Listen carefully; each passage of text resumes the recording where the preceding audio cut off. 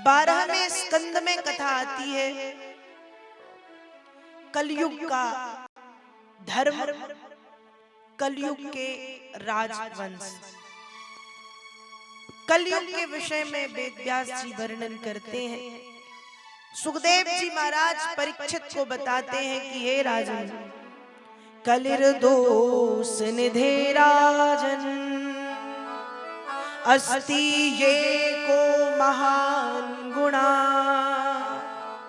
कीर्तना देव कृष्णश्च मुक्त संगः परम ब्रजे। महाराज, यूं तो कलयुग दोषों का भंडार है, कलयुग दोषों का खजाना है, पर अस्ति ये को महान गुणा, इस कलयुग में भी एक महान गुण है। तो कहा भैया कलयुग में महान गुण क्या है?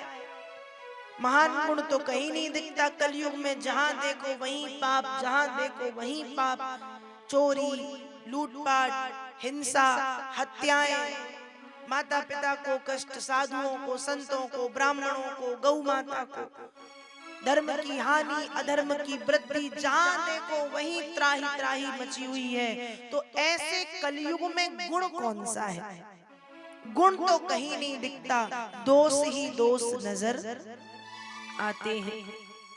तो सुखदेव जी महाराज परीक्षित से कह रहे हैं, कलिर दोष निधे राजन। राजन, यूं तो कलयुग दोषों का भंडार है, दोषों का खजाना है, पर अस्ति ये को महान गुणा, इस कलयुग में भी एक महान गुण है। तो कहा भैया महान गुण कौन सा है? कहा कीर्तना देव कृष्णश्च मुक्त संगः परम ब्रजे। कहा कलयुग के लोग केवल कृष्ण के नाम का कीर्तन करेंगे और अपने सभी पापों से मुक्त हो जाएंगे। कीर्तना देव कृष्णश्च मुक्त संगः परम ब्रजे, और उन्हें उस परम पद की प्राप्ति हो जाएगी। रामचरितमानस में गोस्वामी जी लिखते हैं, सतयुग त्रेता द्वापर पूजा मख अरु जोग, जोगति होई सो कलि हरि, नाम ते पावहि लोग। का सतयुग में बहुत बड़ी बड़ी घंटों बैठ करके पूजन करना पड़ती थी। 2 घंटे, 4 घंटे, 6 घंटे, 8 घंटे, 10 घंटे, 12 घंटे, कभी कभी 2-2 दिन बैठ के पूजन करो तब भगवान मिलते थे। सतयुग में पूजन करने पर मिलते थे, उसमें भी कोई भरोसा नहीं मिले या ना मिले। त्रेता युग आया, कहा त्रेता युग में यज्ञ करने पड़ते थे बड़े बड़े, राजसूय यज्ञ, अश्वमेध यज्ञ, बृहस्पति, वाजपेय, सतचंडी, सहस्त्र चंडी, लक्ष चंडी, कोटि चंडी, रुद्र यज्ञ, महारुद्र यज्ञ इत्यादि यज्ञ करने पर भगवान मिलते थे। त्रेता में आया द्वापर युग, द्वापर युग में तपस्या करने पर भगवान की प्राप्ति होती थी। सतयुग में पूजा, त्रेता में यज्ञ, द्वापर में तप। अब कलयुग में तो लोग इतने व्यस्त हैं कि तीनों में से कुछ नहीं कर सकते। पूजन में हम 6 घंटे की कौन कहे, आधा घंटा मुश्किल से बैठ पाते। पूजन हमारे बस की नहीं है कलयुग में। कलयुग में तपस्या नहीं कर सकते, मन ही नहीं लगेगा। तपस्या करने बैठे भी तो मन 100 प्रकार का यहाँ वहां भटकना है। घर में, गृहस्थी में, माता में, पिता में, पत्नी में, पति में, बच्चे में, परिवार में, नौकरी में, यहाँ वहाँ मन बटा हुआ है। यज्ञ भी नहीं कर सकते, यज्ञ के विधान कठिन है, यज्ञ के नियम कठिन है, यज्ञ की विधियां कठिन है, यज्ञ में खर्च भी बहुत आता है।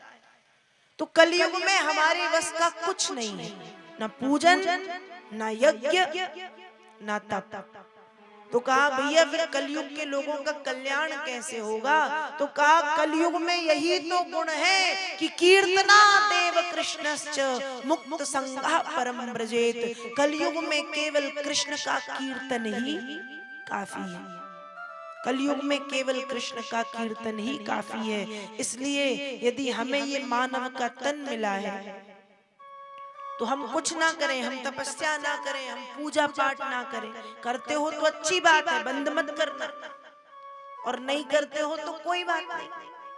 तपस्या कर सको तो ठीक, नहीं कर सको तो कोई बात नहीं। यज्ञ में कुछ भाग ले सको तो ठीक, नहीं ले सको तो कोई बात नहीं। लेकिन कलयुग में पर्याप्त है कीर्तन, तो कीर्तन करना मत छोड़ना। कलौ केशव कीर्तनाद, मानस में भी गोस्वामी जी लिखते हैं कि कलयुग केवल नाम आधारा, जानी ले जो जाननी हारा। कलयुग में केवल नाम का प्रभाव है, कलयुग में केवल नाम का प्रताप है। तो कलयुग में हम भगवान का नाम लें।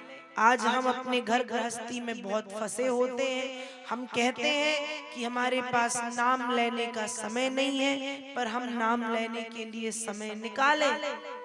मैंने आपको भी बीच में एक दिन कथा में बताया था कि एक घड़ी आधी में पुनियाद, और तुलसी चर्चा राम की हरे कोटि अपराध। एक घड़ी मतलब 24 मिनट, आधी घड़ी मतलब 12 मिनट, आधी में पुनियाद, 12 के आधे 6, 6 के आधे 3 मिनट का समय प्रतिदिन 24 घंटे में से भजन करने के लिए निकाल लें। और 3 मिनट भी यदि भजन हम नहीं कर सकते तो धिक्कार है हमें, हमारे जीवन को, हमें मर जाना चाहिए यदि 3 मिनट भी हम भजन नहीं कर सकते। तो केवल 3 मिनट गोस्वामी जी के कहने पर हम भजन करें, कीर्तन करें, अपने जीवन का कल्याण करें। तो कलयुग में केवल कृष्ण का कीर्तन काफी है, कलयुग में केवल भगवान का नाम ही काफी है। तो मुक्त संगः परम ब्रजेत, लोग अपने पापों से मुक्त हो जाते हैं और उन्हें भगवान के परम पद की प्राप्ति हो जाती है।